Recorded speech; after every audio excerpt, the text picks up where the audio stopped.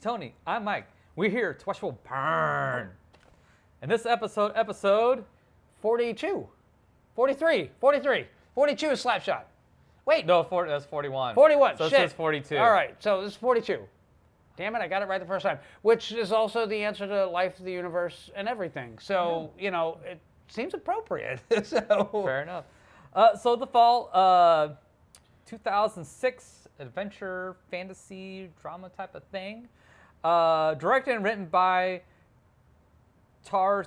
I'm gonna let you pronounce it. Written and directed by Tarsem Singh is his name. That guy. Not only did he write it and produce it, but he also financed this out of his own pocket.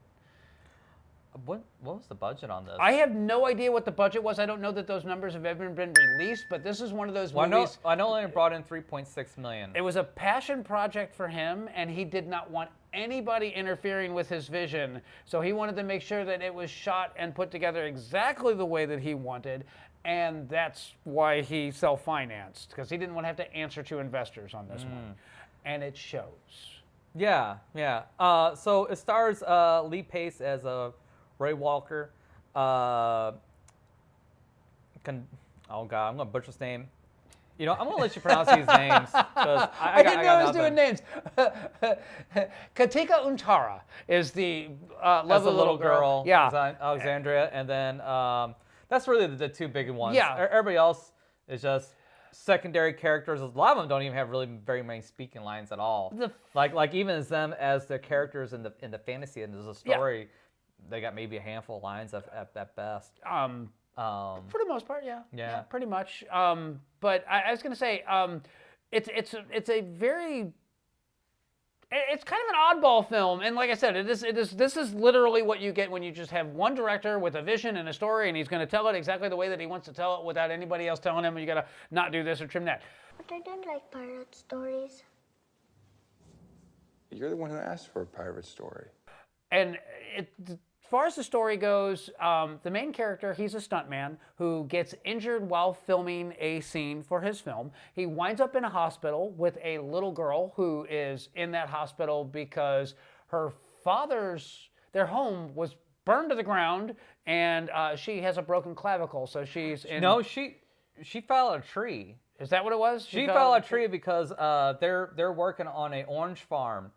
And she fell out of a tree and she broke her arm. Oh, Now her father did die, I believe, in a fire is what happened. He was killed is really what it boils down to. They came to his house, they burned his house to the ground, they stole his horse and everything else. Anyway, that's neither here nor there. Also, the time period is very important here. So this is 1915 is when this takes place. So this is the beginning of film. And the interesting thing that they show at the end is what stuntman did in the early days of film, and you will shit your pants on what these people do is crazy. Don't want to get too deep into the... Anyway, so Lee is the main character's name? No, Roy is the main character's name. I'm Lee's sorry. the actor's yeah, name. Lee's the actor's name. But Roy is injured badly. He cannot walk. He's bedridden. And they're kind of hoping that the swelling is going to go down, that he might regain use of his legs. But his career as a stuntman is over. His girlfriend, who was the lead actress in the film, has left him. He needs to get over her. I mean, he's not the first guy to lose a girl. And she's now dating the star of the film, who he was the stuntman for. You're someone famous. So they tell me. Which is super scummy. And then to top it all off, he is basically trying to commit suicide through most of the film. I'm having a hard time sleeping, and I can't remember that story. I need some pills. So it's super heavy theme-wise, but he winds up with this friendship for this little girl, and initially it starts that he starts telling her these stories so that he's basically trying to manipulate her into getting drugs for him so that he can commit suicide. But they do actually develop this bond and this friendship, and it grows throughout the course of the film in a really organic and fascinating and endearing way. Yeah. And, you know, I'm going to say this. Artistically speaking, This is one of the most beautiful films I've ever seen. Every shot in this movie is stunning, no matter how pedestrian or fantastical it is. There's absolutely, you can tell that there was real thought and passion that was put into every scene's composition, from the color palette to the placement of everything. Everything is super vivid in Yeah. this movie. Everything, which I really enjoyed and loved. And I love the scale of some things, because you don't Yeah. appreciate the scale of it until he actually pulls the camera back. Yeah. And you see how large, like the scene where it was his brother that's dead at the beginning. Yeah. Yeah. And so he's like wrapped up in this fabric, and it goes up. And, you know, if at first when you're looking at it, you think, oh, it's, you know, about 12, 15 feet high, and then they step back and step back and step back again. Yeah. And it's like, it's got to be like 100 feet tall. Yeah, absolutely. This thing, and it's just beautiful looking. And then the scale of the carriage that's being pulled, where it looks like a normal carriage, and then you get up onto it, you got the slaves that are working the wheels, you know, Yeah. they're about, you know, 8, 10 feet tall, and this thing is just massive. Yeah, and the line of people in Yeah, front that pulling are it. pulling it is just hundreds and hundreds of slaves in it. But the fantasy story is intentionally kind of ad-libbed as it's going along, but it's immensely satisfying, and it's reflective of everything that's going on in the hospital and in their personal lives at the time. The note is the same note that she gives, and it evolves as it goes along. It gets a little bigger, but you have like the little things that are cut out. You know, you fold up a piece of paper and you cut it with scissors, you get that little pattern in it. Yeah. That remains true through the whole thing. The villains are dressed up as the guys that are in the X-ray outfits. I love that detail. That's not revealed until like one of the last shots in it, that their suits of armor are actually based on the 1915 X-ray technicians' protective gear. But it's like when they reveal it to you, it's just kind of like, how did I not catch that before? Yeah. When he's talking about the Indian, because it's the girl's imagination that you're seeing. Yeah. She's thinking of a guy from India. Yeah. But at the end, it's revealed through the film that he's actually talking about a Native American. So exactly. Yeah. When they're actually watching the film Yeah. that he was working on when he was injured, you have that little detail there. The other detail that I kind of love about this is it is the girl's imagination. So all of the characters that you see in the hospital are actually their fantasy counterparts are throughout the story that Roy is telling her. And keep an eye out, because you're not going to recognize some of them. Some are going to pop in and pop out. Some of them are going to be more prevalent in the fantasy story than they are in the actual, reality and what's going on with the hospital. But it's kind of, a fascinating thing to just watch. And if you watch it twice, the first time you watch it, you'll get the gist of what's going on. But the second time, you will pick up on so many fine details that were expertly crafted into this film. When I say craft matters, this is the epitome of what I mean when I say craft matters, because in the hands of a lesser director, or in the hands of a bad budget, or like somebody that wasn't quite so visual with his storytelling, this could have been a complete mess. Because story-wise, it's very simple on both fronts, but it's that interpersonal connection between them. I mean, it is a simple story, but there's a lot of layers in each story, and the way it's interwoven with the storytelling is so beautifully done. And I love the subtle changes as they're going along. We're like, well, you said it was this. Oh, okay. Well, it's like this now. We say he's Spanish. Well, no, he's French, and so the accent changes. Or what was another? There was another one where she actually wrote something down, and she used the number 3 instead of the letter E on that. And apparently that was actually an accident.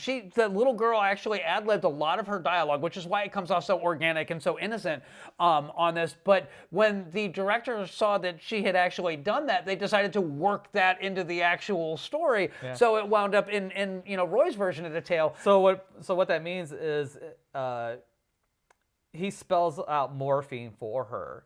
So she's looking for morphine, but instead of an E, she puts a 3 on there, so she comes back with 3 morphine pills. There's only 3 in here. You asked me for 3. No, I asked you for a full bottle. But you wrote that Was this I bottle wanted full of to take pills? 3. Were there more pills in here? Yeah. when it was a full bottle of morphine. That's super cool. It's not cool. It's quite depressing, but it's so heartfelt and it's so light for such heavy subject matter. It's so light and delicate in the way that's portrayed. No problem. Are you trying to save my soul? Are you trying to save my soul? Delicate is the perfect word yeah. for this. Nothing is heavy-handed. No. Nothing comes off over the top. Nothing comes off as needlessly dramatized for any reason. This is a guy that is literally trying to get a little girl to help him kill herself. And he's talking to her like she's a little girl. He's not talking to her like she's an adult. Yeah. And I love the fact that there's a little bit of a language barrier, that she does Yeah. speak English, but she doesn't speak English great. She obviously, it's not her first language. So you've got that going on. I love the little detail, like when her mom actually comes to visit, and she's been hearing this big, grand, epic romance story that Roy has been spinning for her. So she's trying to subtly set her widowed mom up with one of the doctors at the hospital. And I love like all that little stuff that is played in it. But again, it's done in a very childlike way. Now, the fascinating thing about this, and again, one of the reasons that I wanted to talk about this one, why this one was my particular pick, I loved this movie. I mean, I genuinely love this movie. If someone was to say, show me a perfect film, this would be in the top 3. It's that good. I am that, like, in love with this particular piece of cinema. But if you go to Rotten Tomatoes, this film has a 61%. Again, I never put stock in Rotten Tomatoes. Never, ever, ever. Is this a critic and audience? That's the critic score. Okay, what's the for audience it. score? And I'm just trying to figure out, if you can watch this movie and not be charmed by it, not be engaged by it, what the hell do you want out of a film? I don't know. And going back to like one of the big themes in this film, because the main character in this film is a stunt person, and it is during 1915, and this was back before there was safety in the industry or anything like that. You just did shit in front of the camera and hoped everything turned out okay. And then to watch the fantasy story and to watch the stunts that are performed in that, like the drop off of the tower, that's like 4 guys on a line, and he cuts the line and all 4 of them fall, and it's got to be 100 feet down on that. To see all that stunt work that's being done, and yet it's kind of almost pedestrian, because it's a fantasy story, so you expect that kind of stuff, but what you don't realize is that there are real people that are putting their lives and their health out there and potentially getting hurt for your entertainment. See, I didn't really pick up too much on the stunts of it. I was just too engrossed in the actual story of it. For me, watching it is like me being a little kid again. And have somebody that really knows how to tell a story tell a story. Wallace? Wallace, is that you? Wallace? No, it's me. Which I don't think this actor Lee Pace gets enough credit for this. No, he totally underappreciated. Because he delivers, and not only delivers, but like over delivers. I mean, it's just a great performance, and that chemistry with him and that little girl is amazing. Yeah, absolutely. It's so good. It's like it's almost like a father talking to a daughter. Which is how it's intended, because she doesn't have a father anymore, so she's latching onto this guy, but it just, the chemistry is so beautiful. Yeah, and you absolutely nailed it on that.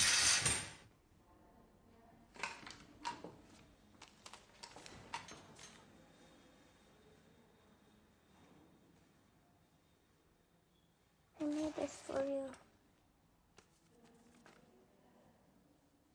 It's very pure. It's very innocent. Yeah. This strikes me as the same way as The Princess Bride. And The Princess Bride gets like, all this praise and this huge fan base and people that can quote every line of dialogue in it. And in this movie, for it to be a 2006 film that you can't rent on a streaming service right now, and you can't buy, I own it on Blu-ray. My wife got it for me, and she paid, I think, $90 for it because it's currently out of print. It was put in print once back when the film came out in 2006, and they released it on Blu-ray in 2007. So good luck if you want to see it. But I will also say this. If you don't mind sailing the high seas... Is that a pirate's flag? matey, it's perfectly acceptable. Yeah. We do not condone that act, by the way. No, you do that of your own volition. I'm just saying, if they're not going to put the media out there for you to actually find it and you'd like to see it, there are other resources that are available for you. Check your local listings.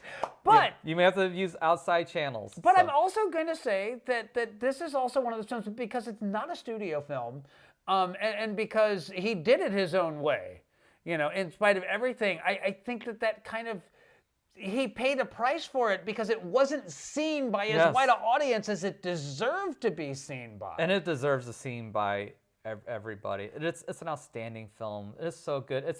The sad thing is, I think it's a great family film. Yeah, I don't disagree.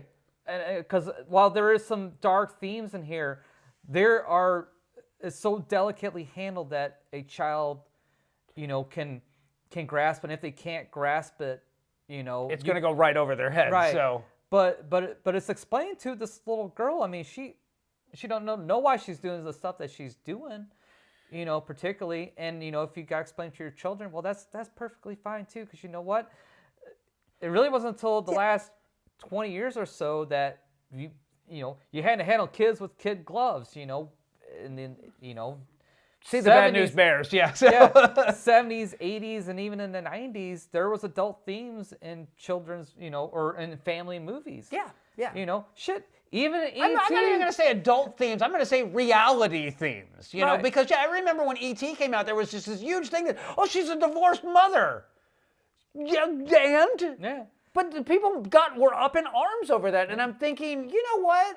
As a kid in the 80s, I knew families that the divorced mom with their kids, and what's objectionable about this, unless you just really want to hide reality away from kids. Or you thought Elliot and E.T. were going to die. I mean, they come this close to death. And, man, kids cried in that movie. You know, it's okay for kids to cry and be exposed to these types of things. It's all right. It's normal. It's healthy. Yes, it's very healthy. Empathy is a good thing to have. So, again, I cannot explain the lack of attention that this film received. I can't explain the critics reviewing it, because the funny thing is, it has a 61% on Rotten Tomatoes. But if you go to IMDb, it is scored as a 7.8, which is upper tier on that one. And well deserved. Yeah. Again, to me, this movie is a 10. This is one of those rare examples of a film that is so perfectly handled in its message and its filming and its construction and its storytelling. I can't imagine any way to improve this film. No, because again, the main lead delivers such a performance that even swapping him out for any type of A-list actor that's a good dramatic actor isn't going to change anything in this. Yeah, it's not going to serve the film. It's not going to prove it by any stretch of the imagination. So yeah, I agree with you. There's really nothing you can really change this film to make it better. Yeah, I wholeheartedly agree. And then to boot, just to get down to it, the end of the film, there's a suicide attempt, and then there's the fallout of the suicide attempt. But the very last scene of the film is a gut punch, because they're actually watching the movie that Roy was injured while making. And there's a little thing that if you're not paying attention, you'll miss it. But every time I see it, it just enrages me to no end. And it's when the actor that is the star of the film that they were in, they show the actual stunt that Roy was injured performing, and the actor goes,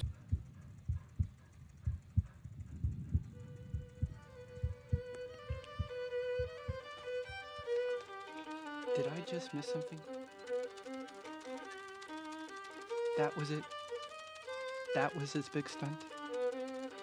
He didn't even use that horse thing. It is. Well, they didn't even use it because he's supposed to jump off of it with a horse. Yeah, he's supposed to jump And- off the bridge onto the horse, and they showed him jump off the bridge, but they didn't show him land on the horse. That's yeah, where so- he was injured. Yeah, so they didn't even use his take. Yeah. And it's kind of weird and yet again completely believable. And It's totally and- believable. Yeah. Yeah, it's like. It just like I said, it's just one of those little details that I catch it, and every time like there's this like heartwarming, and Roy is watching it, and the little girl is watching it, and Roy knows that that's the scene, Yeah. and the little girl doesn't, Yeah. and that's like the innocence of childhood captured. Like, yeah, we've been together in this hospital all this time. That's actually the shot that wound me up here, unable to walk again. But So here's another thing too is it's kind of ambiguous a bit at the end because you got her giving her voiceover at the end, and she's watching movies, and she thinks she's, at least I'm assuming she thinks she sees Roy as a stunt person performing the stunts in these other movies. So I don't know, did he actually get out of, did he actually get use of his legs? Did he not? It's kind of ambiguous, so I don't know if he actually did or not. I don't think so. I think that was just kind of a commentary of, Yeah. of her about the footage that she was shooting, because they show all these death-defying stunts where like people are almost hit by trains and dropping off of buildings. And there's one where he jumps between two buildings, and you can clearly see he misses. Yeah. And yet it's in a classic film from the silent era, and that's kind of the crux of it there, is that these stuntmen put their lives on the line for these films with almost no safety issues, being addressed. With no safety issues. And- There's no safety protocols. No, if you had the balls to do the stunt, you got the job. and hopefully you live to tell about it.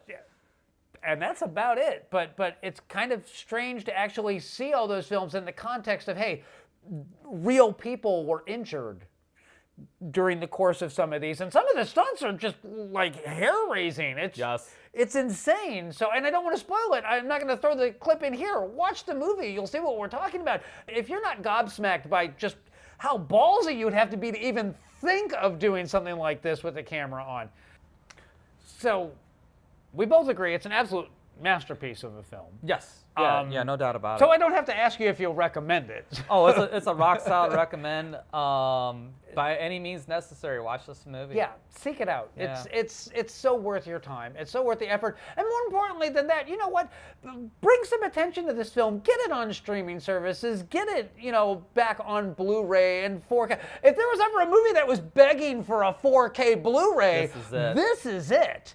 Yeah. From that first shot when he starts telling the story, where you got the blue of the sky, the yellow of the desert? the desert. Desert full of orange sand, with only a handful of men. But they didn't have any water. And the pure white sand underneath it is just gorgeous. Yeah, It's and- one of those gorgeous things. Like the other movie I can think of that is more cinematic and pure art, and like where every shot is a picture, is Once Upon a Time in the West. Yeah. And it is close. Yeah, it is close. absolutely, yeah. You're right in that same ballpark. This is Akira Kurosawa level good. This is that level of artistry and that level of craft and that level of construction and attention to detail. Why this man is not on the lips of every film buff's, I don't know. I don't understand this one. So hopefully this will get him out and get him in front of you and get you watching his films, because he richly deserves so much more credit and so much more attention for the art that he's creating. And that's it. That's all I got. I got nothing else to say. I just want to say, please seek him out. I know that if you enjoy The Princess Bride, if you enjoy a good fantasy adventure film, if you enjoy a wonderful drama that's age appropriate for everybody, this is so your jam. This is the kind of film that you're not going to watch it once. You're going to watch it multiple times. And I hope that you enjoy it as much as I do.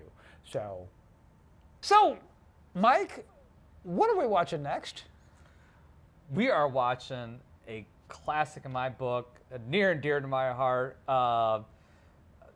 Kurt Russell I forgot what year it is. It doesn't matter. Used cars. Thank you for reminding me about this classic because I was absolutely blanking on something to watch next. So this is kind of an apology for Escape from LA. That's a great way to look at it. Yeah, yeah. some redemption for the action bull for Mr. Kurt Russell. Yeah. It is not an action movie, but it is a hell of a great comedy. I think you guys are going to enjoy it. Like, comment, subscribe. You know the deal. And watch the Action Bowl. Yeah, watch the Action Bowl. Give us recommendations on things to watch. We do read those comments. We do your recommendations. Don't believe it. If it wasn't for recommendations, wouldn't have any anime on this program. There's So, that. yeah, And so- it doesn't have to be anime. Just throw it in there. We will watch it. So So we'll see you guys next time.